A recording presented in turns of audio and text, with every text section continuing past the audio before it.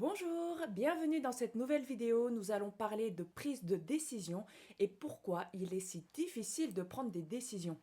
À l'heure actuelle, nous sommes sursollicités, nous sommes dans une ère d'infobésité et nous sommes amenés à prendre plein de micro-décisions tout au long de la journée. Est-ce que vous le saviez? Rien que pour la nourriture, eh bien, nous avons plus de 200 pensées par jour, ce qui fait une moyenne d'une pensée toutes les 4-5 minutes, juste concernant la nourriture. Et effectivement, dans la société dans laquelle nous sommes, nous devons prendre plein de décisions, qu'elles soient futiles, comme, je sais pas, la marque de dentifrice, la marque des chaussures que vous voulez acheter, etc., comme des décisions beaucoup plus importantes, comme est-ce que je fais ou pas des enfants, quel avenir professionnel je vais choisir. Au niveau de la santé aussi, quel traitement, si vous êtes malade, je souhaite ou pas prendre. Donc la première difficulté, c'est la quantité des choix à faire tout au long de la journée. La deuxième difficulté pour prendre des décisions est la peur de se tromper, la peur de faire les mauvais choix. Et c'est vrai que à l'école, par exemple, quand on nous interrogeait, il fallait absolument donner la bonne réponse. C'était pas une pédagogie, on va dire, d'expérience et d'expérimentation où on nous apprenait à essayer, à tester, à faire des erreurs, à apprendre de nos erreurs et rebondir. C'est vrai qu'il y avait cette pression de devoir donner la bonne réponse. Dans la vie de tous les jours, malheureusement, nous ne savons pas à l'avance si la décision que nous allons prendre va être bonne ou pas. Et dans l'entrepreneuriat, c'est la même chose en fait. Il y a plein de décisions à prendre, que ce soit en termes de stratégie, des décisions au niveau général, des décisions, des outils que vous allez choisir, etc. Et nous ne savons pas toujours à l'avance en fait si les choix que nous faisons vont être les bons ou pas. Bien souvent, il faut attendre les résultats pour savoir a posteriori si nous avions ou pas fait le bon choix. Et puis, il y a la peur des conséquences. Les conséquences sur notre vie, sur notre entreprise. Si je choisis la voie A, quelles vont être les conséquences et est-ce que les conséquences, je vais pouvoir les assumer? Et tout ça est lié en fait à la projection que nous nous faisons. Et c'est vrai que le cerveau, il peut être très créatif pour anticiper des scénarios assez catastrophiques, ce qui peut être une bonne chose, notamment dans la gestion de crise, mais c'est vrai que la plupart du temps, en fait, ce sont des scénarios qui ne vont jamais arriver. Donc, rassurez-vous, voilà, c'est bien de se projeter, c'est bien d'anticiper les conséquences et ce qui vous attend lorsque vous prenez une décision, mais il ne faut pas non plus se fier à 100% à tous les scénarios catastrophiques, voire fictifs, voilà, qui n'arriveront jamais. En lien avec ce que je viens de dire, il y a la peur de prendre des risques. Alors effectivement, nous ne sommes pas tous égaux par rapport à la prise de risque.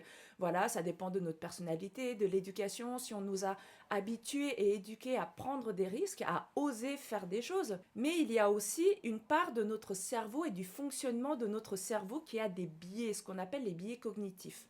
Parmi ces biais qui nous concernent dans la prise de décision, il va y avoir d'abord l'aversion à la perte. C'est la peur de perdre tout ce que vous avez investi. Et c'est vrai que dans certaines situations, nous avons tendance à ne pas oser aller vers un gain ou vers une solution qui soit attrayante pour nous ou pour notre business, de peur de perdre ce que nous avons déjà ou de peur de perdre ce que nous avons investi, que ça soit en temps, en énergie, en argent, en temps de formation, les diplômes que vous avez eus.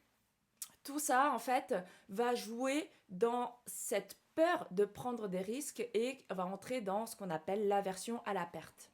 Un deuxième biais qui entre dans cette peur de prendre des risques, va être l'aversion à l'ambiguïté. Votre cerveau n'aime pas les choses qui ne sont pas sûres ou certaines. Donc, il va préférer rester dans quelque chose qu'il connaît, par exemple un poste de salarié, même s'il ne vous convient pas tout à fait, au moins vous savez où ça va. Alors que faire le saut dans l'entrepreneuriat, par exemple, là, il y a plein d'inconnus et il y a plein d'ambiguïtés possibles. Donc, votre cerveau va avoir du mal en fait à aller vers ce type de décision parce qu'il va se dire bon ok ça je connais, c'est confortable, j'ai des réponses, je connais les conséquences, alors que dans l'autre cas, je ne sais pas tout à fait ce qui m'attend.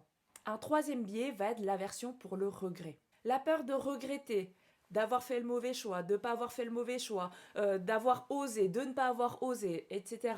Et puis, il y a la peur de regretter de ne pas avoir choisi telle ou telle option. Et ça, chez certaines personnes, notamment chez les multipotentiels, il y a vraiment cette idée qui est ancrée dans la tête des gens que choisir, c'est renoncer. Effectivement, prendre des décisions, c'est faire des choix. Et il y a des choix qu'on met de côté pour pouvoir se focaliser et avancer. Il faut avoir conscience que choisir, ce n'est pas renoncer, choisir, c'est avancer. Et effectivement, il y a des choix que vous avez peut-être mis de côté à un instant T, mais que vous allez pouvoir faire à un instant T plus 1. Et puis, j'ajouterai dans cette peur de prendre des risques un point qui n'est pas vraiment un biais cognitif, mais que je constate beaucoup, c'est la peur par rapport aux relations sociales ou à l'image sociale. C'est-à-dire que si vous avez par exemple là un poste salarié qui est confortable, peut-être que si vous vous lancez dans l'entrepreneuriat, vous savez que les premières années vont être plus difficiles et donc vous allez peut-être perdre en statut social. À cela s'ajoutent toutes les projections qu'on se fait des attentes de notre famille, de nos parents, de notre conjoint, de nos enfants. Et il est vrai que c'est un critère qui peut rendre la prise de décision plus difficile.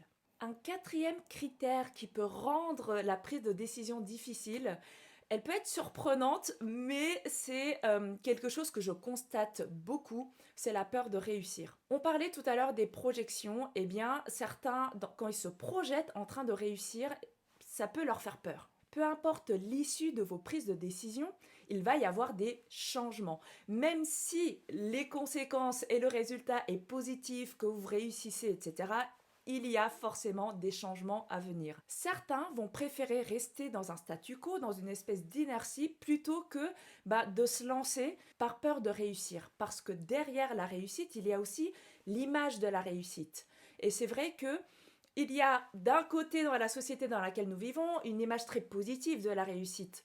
Nous avons tous envie de réussir et nous avons tous envie que nos proches ou que les personnes que nous aimons réussissent.